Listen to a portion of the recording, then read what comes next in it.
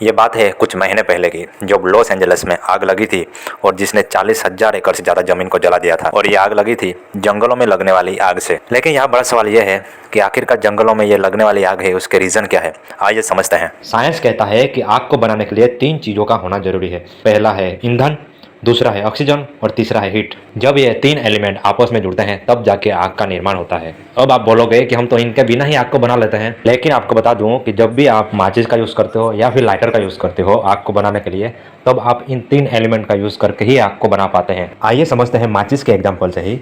माचिस के तीली पर लगा जो कुछ दिख रहा है ये मोम और केमिकल का मिश्रण है जो कि यहाँ पे फ्यूल का काम करता है। तो ऐसे हमें मिलता है एलिमेंट नंबर 1। अब दूसरा एलिमेंट है ऑक्सीजन जो कि हमारे चारों ओर अवेलेबल है।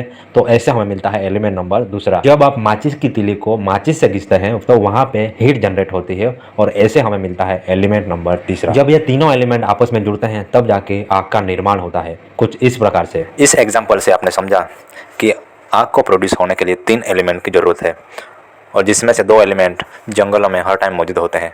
एक है ऑक्सीजन और दूसरा है फ्यूल। फ्यूल के तौर पर यहाँ पे लकड़ी और घास फूस मौजूद होता है।